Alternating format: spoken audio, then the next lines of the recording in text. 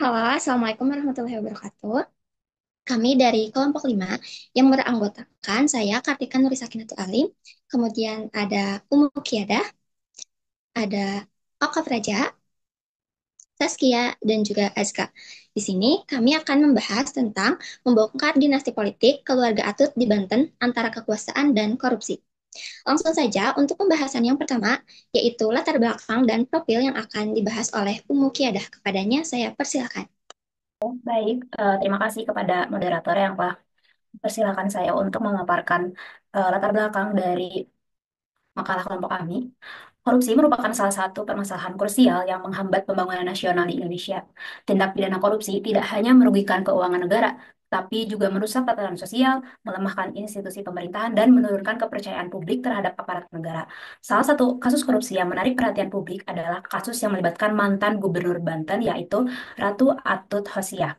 Nah, Ratu Atut Hosiah ini menjabat sebagai gubernur Banten sejak tahun 2007 hingga 2014. Selama masa kepemimpinannya, ia dikenal sebagai tokoh sentral dalam pembentukan dinasti politik di Banten. Keluarga Ratu Atut ini menguasai berbagai posisi strategis di pemerintahan, termasuk jabatan kepala daerah di berbagai kabupaten atau kota di Provinsi Banten.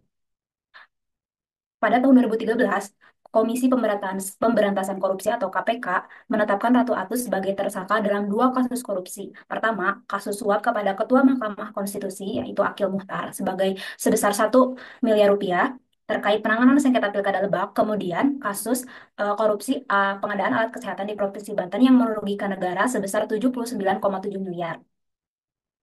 Dalam kasus pengadaan alat kesehatan, Ratu Atut bersama adiknya, Tubagus Hairi Wardana alias Wawan, diduga mengatur proses pengusulan anggaran dan pelaksanaan lelang proyek untuk memenangkan pihak-pihak tertentu. Majelis Hakim akhirnya menjatuhkan vonis 5 tahun, 6 bulan penjara, dan denda sebesar 250 juta kepada Ratu Atut atas kasus korupsi ini. Kasus korupsi ini kasus-kasus penanganan kasus korupsi Ratu Atut oleh Komisi Pemberantasan Korupsi menunjukkan komitmen penegakan hukum terhadap tindak pidana korupsi di tingkat daerah. Namun, kasus-kasus korupsi ini juga menunjukkan perlunya reformasi dalam sistem pemerintahan daerah untuk mencegah praktik korupsi yang terstruktur. Reformasi tersebut meliputi penguatan sistem pengawasan, transparansi dalam pengelolaan anggaran, dan pembatasan praktik nepotisme dalam penempatan jabatan politik. Sekian latar belakang dari makalah kami. Baik, untuk selanjutnya yaitu karir politik yang akan dibahas oleh Oka. Kepadanya saya persilakan. Yang pertama yaitu pada tahun 2002, Ratu Atut pertama kali mewakili karir politiknya menjabat wakil gubernur di bawah Joko Munandar pada tahun 2002. Yang kedua yaitu sebagai gubernur sementara pada tahun 2006. Ia memiliki tanggung jawab untuk mempersiapkan pemilihan provinsi yang berlangsung pada tahun 2006. Yang ketiga yaitu sebagai gubernur, Ratu Atut aktif menjalin hubungan antara sektor politik dan beberapa bisnis di Banten. Yang terakhir yaitu Ratu Atut menjabat sebagai gubernur lagi pada tahun 2011 dengan mantan artis Rano Karno sebagai pasangannya untuk posisi wakil gubernur. Terima kasih. Oke, baik. Untuk selanjutnya yaitu tentang dinasti politik dan juga kronologi yang akan dibahas oleh Saski. Kepadanya saya persilakan. Baik, terima kasih kepada Kartika selaku moderator. Di sini saya akan menjelaskan tentang dinasti politik di Banten. Sebelumnya perlu kita ketahui bahwa politik dinasti ini dapat dipahami sebagai suatu kekuatan politik yang dikelola oleh sekelompok individu yang masih memiliki hubungan kekeluargaan. Salah satu contoh dinasti politik yang ada di Indonesia adalah dinasti politik yang ada di Banten. Nah, dinasti politik ini berawal dari Tubagus Casan Sochip, ayah Ratu Atut yang dikenal sebagai figur lokal yang berpengaruh. Tubagus Casan ini memiliki peran yang krusial dalam pembentukan Provinsi Banten dan berhasil menciptakan struktur kekuasaan yang tangguh. Ia memberikan dukungan finansial dan koneksi politik kepada keluarganya agar mereka bisa menduduki jabatan strategis dalam pemerintahan lokal, khususnya di Banten. Nah, keluarga Atut ini menerapkan strategi yang sangat penting untuk menjaga keberlangsungan dinastinya. Mereka memanfaatkan sistem kekuasaan yang dibangun oleh Casan yang dikenal sebagai Oktopus Dinasti, di mana keluarga ini tidak hanya memegang kendali atas jabatan legislatif dan eksekutif, tetapi juga terlibat dalam berbagai aspek kehidupan di Banten, termasuk bisnis, budaya, dan sosialnya.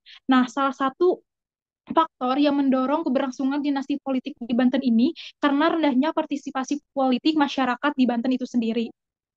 Nah, selanjutnya ada kasus korupsi yang dilakukan oleh keluarga Atut dan saudara-saudaranya. Yang pertama itu ada korupsi uang atau financial corruption, di mana meliputi penyuapan Akhil Mokhtar sebagai Ketua Mahkamah Konstitusi, di mana keluarga ini dituduh menyuap Akhil Mokhtar sebanyak 1 miliar melalui pengacara untuk menguntungkan sengketa pilkada pada tahun 2010, di mana upaya suap ini bertujuan untuk memanipulasi keputusan sengketa sehingga kandidat yang diuntungkan oleh keluarga Atut dapat meraih kemenangan. Lalu yang kedua ada korupsi pengadaan alat kesehatan. Nah, di mana Ratu Atut beserta saudara-saudaranya juga uh, dituduh terlibat dalam pengaturan pengadaan alat kesehatan di Banten untuk menguntungkan pihak tertentu, namun juga melalui markup anggaran dan proyek-proyek yang tidak nyata yang merugikan negara sekitar 79 miliar. Lalu yang ketiga ada penggelapan dana APBD dan dana hibah, di mana anggaran APBD Banten serta dana hibah disalahgunakan untuk kepentingan pribadi dan politik keluarga Atut, termasuk biaya kampanye dan penguatan kekuasaan dinasti politik. Lalu yang kedua ada korupsi kekuasaan atau political corruption, di mana meliputi dinasti politik dan monopoli kekuasaan yang menguasai hampir seluruh posisi kunci yang ada di daerah Banten. Yang pertama dari suaminya itu sendiri, yang bernama Hikmat Tomet, pernah menjabat sebagai wakil gubernur Banten. Lalu yang kedua ada adiknya yang bernama Ratu Tatu Casana, beliau menjabat sebagai Bupati Serang. Lalu yang ketiga ada anggota keluarga lainnya yang memegang posisi penting di pemerintahan dan legislatif daerah. Lalu yang kedua ada penyalahgunaan wewenang dan intimidasi, di mana Ratu Atut memaksa kesetiaan para bawahannya untuk mendukung beliau. Beberapa pejabat bahkan diharuskan memberikan dana untuk kegiatan keagamaan yang sebenarnya untuk kepentingan pribadi Ratu Atut itu sendiri. Lalu yang ketiga ada pengendalian politik uang dan proses demokrasi, di mana kasus suap dan sengketa pilkada dan pengaturan proyek pemerintah menunjukkan bagaimana Ratu Atut memanfaatkan wewenangnya untuk mengendalikan proses politik serta ekonomi yang ada di Banten, sehingga demokrasi lokal terancam dan oligarki keluarga terbentuk. Sekian, saya kembalikan kepada moderator. Untuk selanjutnya yaitu tentang proses hukum dan dampak politik yang akan dibahas oleh Aiska. Kepadanya saya persilakan. Baik, untuk selanjutnya ada proses hukum dan putusan pengadilan. Dalam proses hukum terhadap Ratu Atut dimulai dari penyelidikan oleh Komisi Pemberantasan Korupsi atau KPK terkait kasus suap dan korupsi. Nah, dari majelis hakim menilai tindakan Ratu Atut tidak memenuhi batasan etika dan hukum yang berlaku, terutama mengingat statusnya sebagai pejabat publik. Nah, di sini saya akan menjelaskan beberapa poin tentang proses hukum dan putusan pengadilan. Ada 5. Yang pertama itu ada penetapan tersangka dan penahanan. Pada tahun 2014, Ratu Atut ditangkap dan kemudian ditetapkan sebagai terdakwa atas dugaan korupsi yang melibatkan sejumlah kepala daerah dan pejabat pemerintah di Banten. Kemudian putusan pengadilan yang dijatuhkan terhadap Ratu Atut pada tahun 2015 memutuskan bahwa ia bersalah atas tindak pidana korupsi dan menjatuhkan hukuman penjara selama 4 tahun serta denda yang bersumber dari Harifah et al. 2020. Yang kedua ada persidangan di Pengadilan Tipikor Jakarta pada 11 Agustus 2014. Ratu Atut mulai menjalani persidangan di Pengadilan Tindak Pidana Korupsi atau Tipikor Jakarta Pusat terkait kasus suap kepada mantan Ketua Mahkamah Konstitusi Akhil Mokhtar dan korupsi pengadaan alat kesehatan menurut Sutiawasti 2022. Kemudian ada nomor 3, putusan pengadilan tingkat pertama. Pada 1 September 2014, Majelis Hakim Tipikor menjatuhkan vonis 4 bulan penjara dan denda 200 juta subsidiar 5 bulan kurungan atas kasus suap Pilkada Lebak. Menurut Mahkamah Konstitusi Republik Indonesia tahun 2015, pada tahun 20 Juli 2017, Ratu Atut divonis 5,5 tahun penjara dan denda 250 juta subsidiar 3 bulan kurungan atas korupsi pengadaan alat kesehatan senilai 79 miliar yang merugikan negara. Dalam putusan ini, hakim menyatakan Atut terbukti secara sah dan meyakinkan melakukan tindak pidana korupsi secara bersama-sama dan berlanjut. Yang keempat, banding dan kasasi. Ratu Atut mengajukan banding dan kasasi atas putusan tersebut. Namun, Mahkamah MA menolak kasasi dan memperberat hukuman menjadi 7 tahun penjara serta mencabut hak politiknya untuk dipilih dalam jabatan publik. Yang kelima, ada masa hukuman dan pembebasan bersyarat. Ratu Atut menjalani masa hukuman total sekitar 12,5 tahun dari 2 kasus korupsi tersebut. Nah, pada tanggal 6 September 2022, ia mendapat pembebasan bersyarat setelah menjalani hampir 9 tahun penjara. Selama masa pembebasan bersyarat, Ratu Atut wajib menjalani bimbingan dari Balai Pemasyarakatan Serang hingga Juli 2025. Berdasarkan analisis proses hukum dan putusan pengadilan dalam kasus Ratu Atut tidak hanya mencerminkan upaya untuk memberantas korupsi, tetapi juga menggambarkan kompleksitas budaya politik dan sosial yang meliputi di daerah Banten. Yang kemudian dampak politik dan pemerintahan di Banten.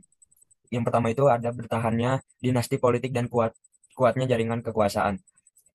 Kasus Ratu Atut telah menjadikan politik dan pemerintahan Banten sangat dipengaruhi oleh kekuatan dinasti politik yang memenuhi aspek kehidupan sosial dan politik di daerah tersebut, dimulai dengan dominasi yang dibangun oleh ayahnya, Tubagus Tasan Socip, yang menjadi tokoh politik signifikan di Banten. Ratu Atut mampu melanjutkan dan memperkuat struktur kekuasaan yang ada, menegakkan keluarga sebagai pilar utama dalam politik lokal. Yang kedua, rendahnya partisipasi politik masyarakat. Partisipasi masyarakat Banten dalam pemilihan kepala daerah relatif rendah, yakni di bawah 65%. Kondisi ini menunjukkan minimnya keterlibatan masyarakat dalam proses politik, yang pada gilirannya memperkuat posisi dinasti politik karena kurangnya kontrol dan pengawasan dari publik. Rendahnya partisipasi ini mengindikasikan kurangnya kematangan demokrasi lokal di Banten.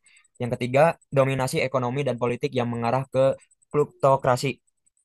Dominasi ini menimbulkan kekhawatiran tentang terjadinya plutokrasi, di mana kekuasaan politik lebih dikendalikan oleh elit ekonomi dan keluarga tertentu sehingga prinsip demokrasi yang sehat. Keempat, ada fragmentasi kekuasaan dan munculnya kekuatan politik baru. Pergeseran ini menandai perubahan signifikan dalam pola kepemimpinan dari yang bersifat karismatik dan dinasti ke pemimpinan kolektif yang lebih modern. Namun, dinasti politik masih berpotensi bangkit kembali jika kinerja penguasa baru tidak memuaskan masyarakat. Yang kelima, ada implikasi terhadap demokrasi lokal. Dominasi dinasti politik dan rendahnya partisipasi politik berimplikasi pada terkikisnya demokrasi di Banten. Kekuasaan yang terpusat pada keluarga tertentu membatasi ruang bagi calon independen dan kompeten yang tidak memiliki jaringan keluarga atau modal politik. Hal ini menimbulkan dilema antara stabilitas politik dan kesempatan demokrasi yang adil. Sekian dari penyampaian saya kembalikan ke moderator. Ya, sekarang untuk selanjutnya yaitu dampak sosial dan juga ekonomi bagi masyarakat Banten yang akan dipaparkan oleh saya sendiri. Kasus korupsi Ratu Atut ini memiliki pengaruh yang sangat signifikan bagi masyarakat Banten. Untuk yang pertama yaitu kerugian ekonomi. Kasus korupsi Ratu Atut telah menimbulkan kerugian yang sangat besar bagi negara, yaitu sekitar 79,79 miliar, akibat pengadaan alat kesehatan yang dilakukan secara tidak transparan dan manipulatif. Kerugian ini tidak hanya berpengaruh terhadap keuangan daerah, tetapi juga mengurangi anggaran yang seharusnya dialokasikan untuk pelayanan publik dan pembangunan infrastruktur yang bermanfaat bagi masyarakat. Untuk yang kedua yaitu hilangnya kepercayaan publik. Kasus ini telah merusak kepercayaan masyarakat terhadap pemerintah dan lembaga-lembaga yang seharusnya rakyat itu merasa bahwa para pemimpin melayani dan melindungi kepentingan mereka justru menyalahgunakan kekuasaan demi kepentingan pribadi. Akibatnya timbul rasa skeptik dan ketidakpuasan yang mendalam terhadap pemerintah daerah tersebut. Kemudian untuk yang ketiga yaitu dampak sosial. Korupsi yang melibatkan Ratu Atut telah menciptakan ketimpangan dalam pembangunan daerah. Proyek-proyek yang seharusnya ditujukan untuk kesehatan dan kesejahteraan masyarakat seringkali disalahgunakan demi kepentingan pribadi dan orang-orang terdekatnya. Akibatnya terjadi ketidakmerataan dalam distribusi sumber daya dan pelayanan publik yang pada akhirnya semakin memperburuk kondisi sosial di Banten. Sekian dari saya. Untuk selanjutnya yaitu saran dan kesimpulan yang akan dipaparkan oleh Oka. Kepadanya saya persilahkan. Saran ini bertujuan untuk mendorong kemajuan dan pertumbuhan di masa mendatang, sekaligus mengajak semua pihak yang berkepentingan untuk mengambil tindakan strategis demi mencapai hasil yang lebih baik. Dengan demikian, saran perlu disajikan secara jelas dan terstruktur agar bisa menjadi panduan yang berguna bagi pembaca dan atau pihak yang terkait. Ada beberapa saran yang telah kami paparkan dalam makalah. Yang pertama yaitu menetapkan prinsip transparansi dalam pengelolaan anggaran dan proyek publik melalui pemanfaatan sistem digital seperti e-budgeting dan e-procurement. Yang kedua yaitu menguatkan fungsi audit dan pengawasan yang dilakukan oleh lembaga independen seperti Badan Pemeriksa Keuangan (BPK) secara berkala dan menyeluruh. Yang ketiga yaitu mengembangkan regulasi yang membatasi partisipasi politik anggota keluarga yang sedang menjabat agar dapat mencegah terjadinya dinasti politik. Yang keempat yaitu mendorong politik untuk melaksanakan kaderisasi secara demokratis dan terbuka bagi calon pemimpin yang memiliki integritas, dan yang terakhir yaitu meningkatkan literasi politik masyarakat melalui program pendidikan politik di sekolah, perguruan tinggi, dan komunitas lokal. Selanjutnya yaitu kesimpulan. Kesimpulannya itu kasus korupsi yang melibatkan Ratu Atut yang merupakan representasi nyata dari dampak negatif praktik dinasti politik di tingkat daerah. Kepemimpinannya yang dibangun atas dasar jaringan kekeluargaan yang kuat tidak hanya mendorong terjadinya nepotisme, tetapi juga menciptakan peluang besar bagi praktik penyalahgunaan, wewenang, dan korupsi. Skandal suap yang melibatkan Ketua Mahkamah Konstitusi, serta tindakan korupsi dalam pengadaan alat kesehatan menjadi bukti bahwa sistem kekuasaan yang dikendalikan oleh satu keluarga dapat menyimpang dan prinsip-prinsip demokrasi dan pemerintah yang bersih. Terima kasih. Oke, baik. Mungkin cukup sekian pemaparan dari kelompok kami. Kurang dan lebihnya mohon maaf. Saya Kartika Nuri Sakinatu Alim selaku moderator pamit undur diri. Wassalamualaikum warahmatullahi wabarakatuh. Waalaikumsalam warahmatullahi wabarakatuh. Bye.